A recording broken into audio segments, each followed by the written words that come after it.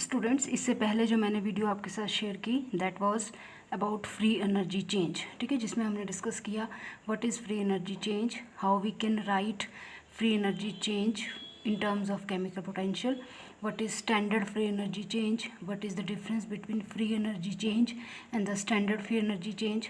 और फिर लास्ट में हमने डिस्कस किया था what is the criteria for the spontaneity of a reaction in terms of free energy change, कि हम कब बोलते हैं कि कोई रिएक्शन स्पॉन्टेनियस होगी and when we will say that the reaction is non spontaneous and when the reaction is at equilibrium। तो ये क्राइटेरिया हमने डिस्कस किए।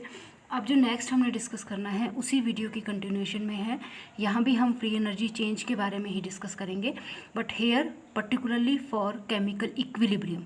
और जब भी आपको पता है इक्विलिब्रियम की बात है, that means here we will consider a reversible reaction, ठीक है। तो अब हम डिस्कस करेंगे criteria of free energy at chemical equilibrium. तो let us consider a reversible reaction where the reactants are reacting to form the product and products are also giving backward reaction, ठीक है। तो this is a reversible reaction under given conditions of temperature and pressure both reactant and product possess a definite value of free energy. वो आपको पता ही है कि reactants की भी एक डेफिनेट फ्री एनर्जी होगी, प्रोडक्ट्स की भी एक डेफिनेट फ्री एनर्जी होगी under given conditions of temperature and pressure. अब गर्ल्स, आपको पता है जब हमने इक्विलिब्रियम को डिस्कस किया था स्टार्टिंग में, तो हमने आपको बताया था कि इक्विलिब्रियम क्या है, कि जब आप इनिशियली रिएक्शन को स्टार्ट करते हो तो देयर इज़ ओनली रिएक्टेंट्स, तो यू से the concentration of reactant is maximum, ठीक है।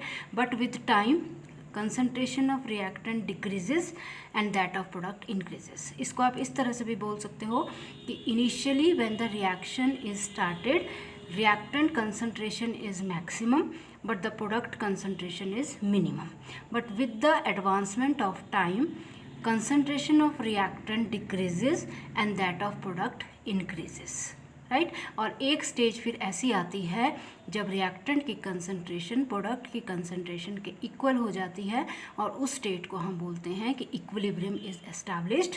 उसमें रिएक्शन स्टॉप नहीं हुई है, रिएक्शन इज़ गोइंग ऑन, बस फ़र्क क्या है कि जिस रेट से फॉरवर्ड रिएक्शन हो रही है उसी रेट से बैकवर्ड रिएक्शन भी हो रही है।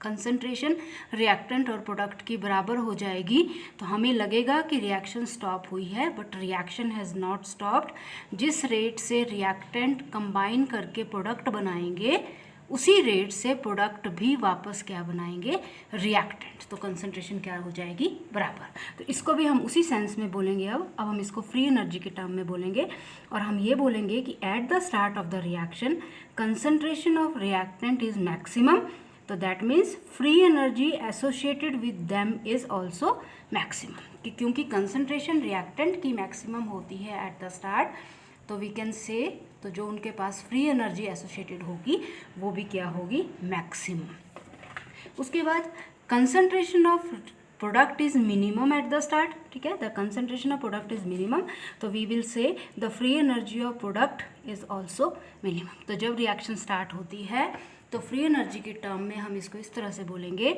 कि at the start of the reaction free energy of reactants is maximum and the free energy of products is minimum.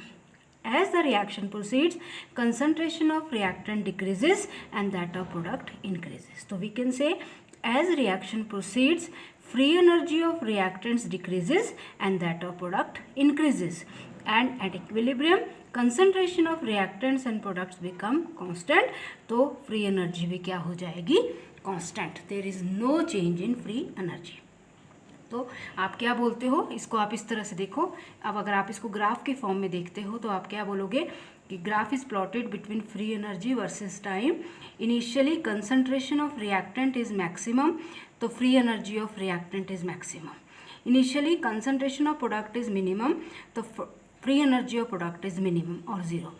But with the time concentration of reactant decreases, so we are saying the free energy of reactant is also decreasing, free energy is increasing like this, free energy of reactant is decreasing, with time free energy of product is increasing, ठीक है। ये free energy reactant की decrease कर रही है, product की increase कर रही है, लेकिन एक टाइम पे जो फ्री एनर्जी है रिएक्टेंट और प्रोडक्ट की वो इक्वल हो रही है, ठीक है। और इस स्टेट को क्या बोलते हैं आप? Equilibrium state. इस स्टेट में रिएक्टेंट और प्रोडक्ट की फ्री एनर्जी में कोई भी चेंज नहीं हो रहा है, ठीक है। तो दैट मीन्स रिएक्टेंट की डिक्रीज हो गई, क्योंकि वो ज़्यादा थी वो डिक्रीज हो गई, प्रोडक्ट की कम थी वो इंक्रीज हो गई। कितनी इंक्रीज और डिक्रीज हुई? ताकि दोनों की बराबर हो जाए, there will be no change, ठीक है। एक स्टेट पे इसकी फ्री एनर्जी में कोई चेंज नहीं होगा, इसकी फ्री एनर्जी में भी कोई चेंज नहीं होगा, and that state is called equilibrium and that will occur at temperature and pressure, right. तो अब क्या है, वही चीज़ यहाँ लिखी गई है कि at equilibrium concentration of reactant and product become constant. तो at constant temperature and pressure a state of equilibrium is established. Free energy of reactants become equal to free energy of product. और जब free energy reactant की और product की equal हो गई, that means there is no change, और delta G क्या हो गया? जीरो। तो that is the equilibrium state when the free energy of reactants and products does not changes, ठीक है। और वो क्या हो जाती है? इक्वल। दोनों की फ्री एनर्जी क्या हो गई? Equal. Reactant free energy is equal to product free energy. तो दैट मीन्स डेल्टा जी जो आ गया वो क्या आ गया? Zero. There is no change in free energy and that is remaining constant. Next, अब है कि आपको पता है कि जो इक्विलिब्रियम होता है, ये आपने पढ़ा है, equilibrium is a dynamic property, ठीक है। आपको बताया है equilibrium is a dynamic property. It can be attend from both directions, either from the forward direction or from the backward direction, or you can say equilibrium is dynamic in nature. It can be attained from both directions, starting from the reactant side as well as from the product side. हम reactant side से start करें तो भी हम equilibrium को establish कर सकते हैं, प्रोडक्ट साइड से स्टार्ट करें तो भी हम इक्विलिब्रियम को establish कर सकते हैं. That is showing it is a dynamic property. Since the condition of equilibrium can be attained from either direction, that is equilibrium can be attained starting from reactants or can be attained starting from the product side. ठीक है. Suppose करो, आपको समझाते हैं इसको, कि आप इसको स्टार्ट कर रहे हो फ्रॉम द रिएक्टेंट साइड. ठीक है. और जब मैं रिएक्टेंट साइड से स्टार्ट कर रही हूँ गर्ल्स, तो आपके सामने ये ग्राफ है. मैं रिएक्टेंट साइड से स्टार्ट कर रही हूँ तो आपके सामने है जीपी फ्री एनर्जी रिएक्टेंट की सबसे ज़्यादा है और प्रोडक्ट की कम है. ठीक है. We are starting from the reactant side, जो आपको ये दिखाएगा कि चाहे हम रिएक्टेंट साइड से स्टार्ट करें, चाहे हम प्रोडक्ट साइड से स्टार्ट करें, equilibrium can B established from any direction. ठीक है. जो डेल्टा जी होगा वो ज़ीरो हो जाएगा, चाहे इधर से शुरू करें चाहे इधर से शुरू करें. अगर हम रिएक्टेंट साइड से शुरू करते हैं तो free energy of reactant is greater and free energy of product is less. तो ऑब्वियस है, जब प्रोडक्ट की फ्री एनर्जी कम है, रिएक्टेंट की ज़्यादा है, तो डेल्टा जी क्या आएगा? नेगेटिव. ठीक है. क्योंकि delta G is G P minus G R. और ये कौन सी रिएक्शन हो रही है? Forward reaction. ठीक हो गया. अगर we are starting from the reactant side, G P is less than G reactant, product की फ्री एनर्जी कम है फ्री एनर्जी ऑफ रिएक्टेंट से, डेल्टा जी नेगेटिव आएगा. Reaction is spontaneous in the forward direction. क्योंकि negative है तो that means reaction is spontaneous. कौन सी direction में? फॉरवर्ड डायरेक्शन में. And this reaction will go on occurring. ये रिएक्शन फॉरवर्ड डायरेक्शन में चलती रहेगी. कब तक?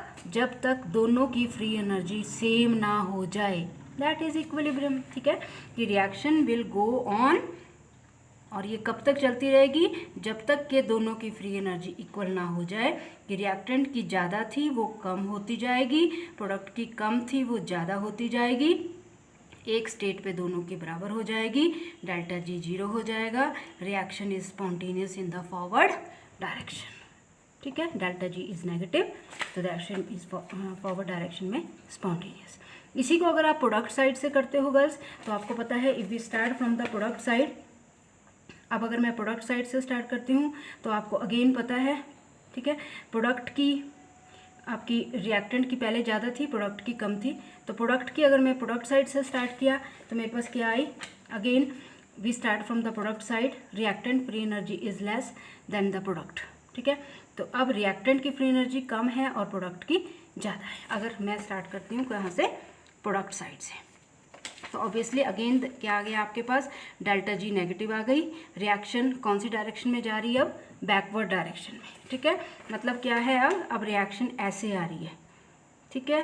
तो जब ऐसे आएगी रिएक्शन तो आपके पास डेल्टा जी क्या हो रहा है, नेगेटिव। जो पहले भी नेगेटिव था अब दोबारा से नेगेटिव आ गया, तो reaction is spontaneous in the backward direction. और ये कब तक स्पॉन्टेनियस रहेगी बैकवर्ड डायरेक्शन में, जब तक दोनों की फ्री एनर्जी इक्वल ना हो जाए, ठीक है। रिएक्टेंट की फ्री एनर्जी प्रोडक्ट की फ्री एनर्जी के इक्वल ना हो जाए, तब तक रिएक्शन क्या रहेगी, स्पॉन्टेनियस। मतलब अगर रिएक्टेंट की फ्री एनर्जी कम है और प्रोडक्ट की फ्री एनर्जी ज़्यादा है, तो रिएक्टेंट प्रोडक्ट से लेंगे, प्रोडक्ट रिएक्टेंट को देंगे, ठीक है। क्योंकि इनकी कम है, इनकी ज़्यादा है, आपस में दोनों डिस्ट्रीब्यूट करेंगे। कब तक, जब तक दोनों के बराबर ना हो जाए। और जब डायरेक्शन बैकवर्ड है, डेल्टा जी ज़ीरो हो गया, reaction is again negative spontaneous, क्योंकि डेल्टा जी इज़ नेगेटिव। तो ये हो गया आपका, चाहे आप रिएक्टेंट साइड से स्टार्ट करें, चाहे आप प्रोडक्ट साइड से स्टार्ट करें, equilibrium can be attend from either direction. Delta G is zero forward direction, delta G is zero backward direction, ठीक है। इसी को एक एग्जांपल से देखेंगे हम। एक रिवर्सिबल रिएक्शन लेंगे हम, जहाँ पे N2O4 डिकम्पोज होके 2 मोल्स NO2 के बना रहा है, ठीक है।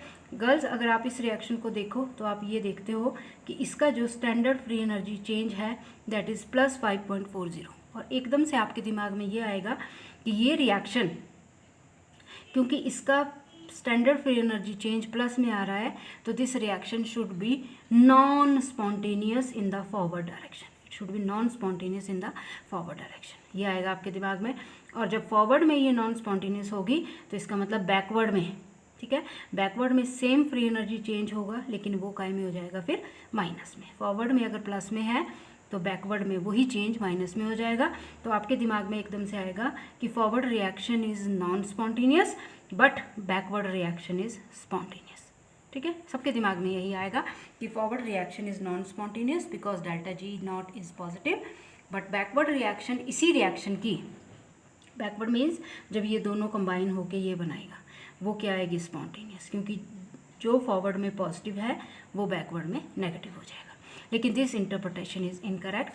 और ये इनकरेक्ट क्यों है, क्योंकि दिस रिएक्शन इज रिवर्सिबल। आपके सामने है, दिस रिएक्शन इज रिवर्सिबल। और रिवर्सिबल रिएक्शन में क्या अटेन होता है, इक्विलिब्रियम। और इक्विलिब्रियम को आप किसी भी डायरेक्शन से अटेन कर सकते हो, चाहे आप फॉरवर्ड डायरेक्शन से स्टार्ट करो, चाहे बैकवर्ड डायरेक्शन से। इसका मतलब इसकी फॉरवर्ड डायरेक्शन भी स्पॉन्टेनियस है और इसकी बैकवर्ड डायरेक्शन भी स्पॉन्टेनियस है। This reaction is reversible, will not go to completion, rather a state of equilibrium is reached। तो आपको पता ही है कि जो आपकी रिवर्सिबल रिएक्शन होती हैं जिनमें इक्विलिब्रियम अटेन होता है वो कभी भी कंप्लीट नहीं होती। वो फॉरवर्ड में जिस रेट में जाती हैं बैकवर्ड में भी उसी रेट से आती हैं, ठीक है। इसका मतलब क्या हो गया कि इस रिएक्शन की भी दोनों रिएक्शंस स्पॉन्टेनियस हैं, फॉरवर्ड भी और बैकवर्ड भी। इस तरह से ग्राफ बना है, एक ग्राफिकली दिखाया गया है आपको, जहाँ फ्री एनर्जी को प्लॉट किया गया है फ्रैक्शन ऑफ डिसोशिएटेड N2O4 के अगेंस्ट, कि कितना फ्रैक्शन N2O4 का डिसोशिएट हो रहा है ताकि 2 मोल्स NO2 के बने, ठीक है। तो आप देखोगे इसमें 3 पॉइंट्स हैं, A, B और C। जो पॉइंट A है वो रिएक्टेंट को रिप्रेजेंट कर रहा है, इसका मतलब वो फ्री एनर्जी ऑफ N2O4 को रिप्रेजेंट कर रहा है, ठीक है। और जो B पॉइंट है वो प्रोडक्ट को रिप्रेजेंट कर रहा है, मतलब वो 2 मोल्स ऑफ NO2 को रिप्रेजेंट कर रहा है। That means this point B is representing free energy of 2 moles of NO2। और इसी के साथ एक पॉइंट C है जो इक्विलिब्रियम स्टेट को रिप्रेजेंट कर रहा है, जिसमें जो आपका चेंज है फ्री एनर्जी का वो ज़ीरो हो रहा है, चेंज फ्री एनर्जी का ज़ीरो है। और इस स्टेट पे ये दोनों प्रेजेंट हैं, A भी प्रेजेंट है और B भी प्रेजेंट है। A की डिकम्पोजिशन शुरू हुई है लेकिन कंप्लीट नहीं हुई है, NO2 बनना शुरू हो गया है लेकिन अभी पूरी तरह से नहीं बने हैं दोनों मोल्स। तो बोलने का मतलब है कि इस स्टेट पे सिर्फ N2O4 है, इस स्टेट पे 2 मोल्स NO2 के हैं सिर्फ, लेकिन इस स्टेट पे N2O4 की कंसंट्रेशन भी प्रेजेंट है, NO2 की कंसंट्रेशन भी प्रेजेंट है, लेकिन जो फ्री एनर्जी चेंज है वो ज़ीरो हो गया है, ठीक है। तो यहाँ पे ये free energy change of N2O4 है, this is free energy change of 2 moles of NO2 and this is equilibrium state, ठीक है। तो यही चीज़ यहाँ पे लिखी है मैंने कि at point A only N2O4 is present, Point A represent standard free energy change of 1 mole of N2O4. At point B, only 2 moles of NO2 are present. Point B represent standard free energy change of products.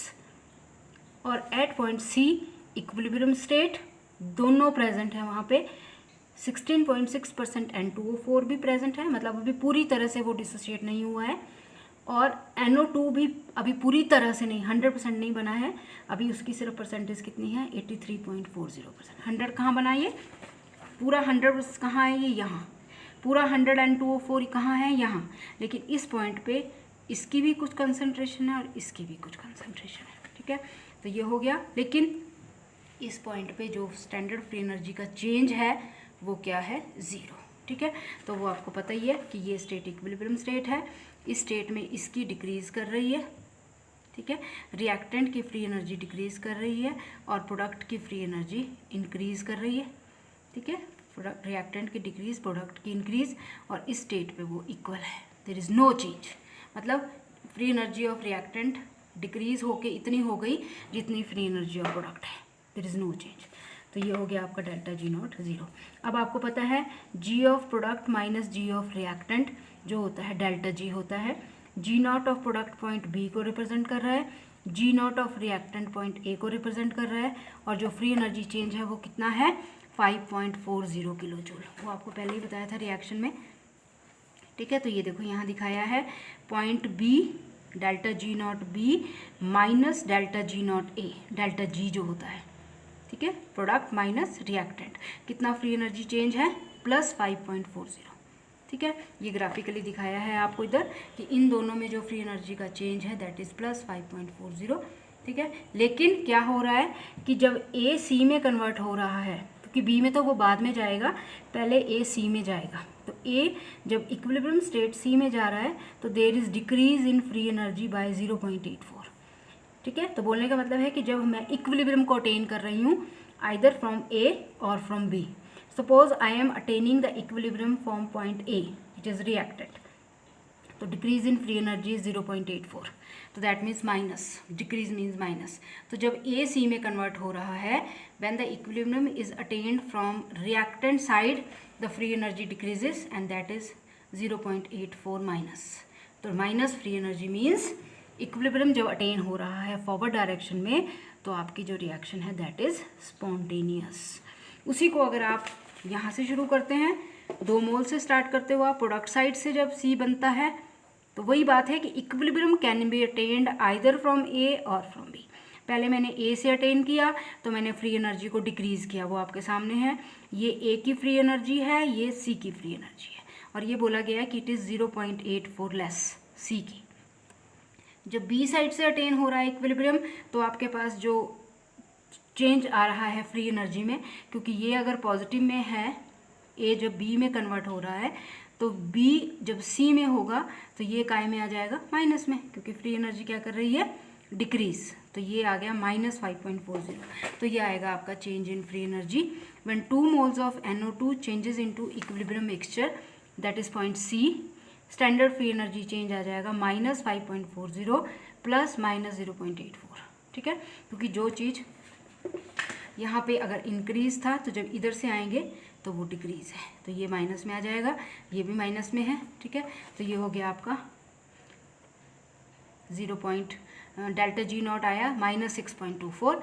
दोनों cases में delta G क्या आ रहा है, minus में आ रहा है. ए जब सी में जा रहा है तो माइनस 0.84 है free energy change.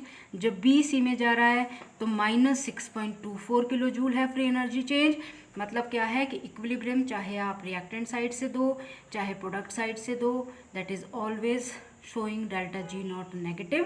That means reaction is spontaneous either in the forward direction as well as in the backward direction. दोनों डायरेक्शन में रिएक्शन स्पॉन्टेनियस है, जबकि इसका डेल्टा जी नॉट आपको कुछ और दिखा रहा है. ठीक है, तो this is interpretation is incorrect. हम इसको ये बोलेंगे कि this reaction is spontaneous both direction, forward direction as well as backward direction, क्योंकि दोनों डायरेक्शंस के लिए जो आपकी डेल्टा जी नॉट की वैल्यू है वो क्या आ रही है, नेगेटिव. तो that means the reaction is spontaneous in both the direction. और ये सिर्फ यही प्रॉपर्टी बता रहा है इक्विलिब्रियम की कि it is a dynamic property, it can be attend from either side, either from the reactant side or from the product side. Thank you.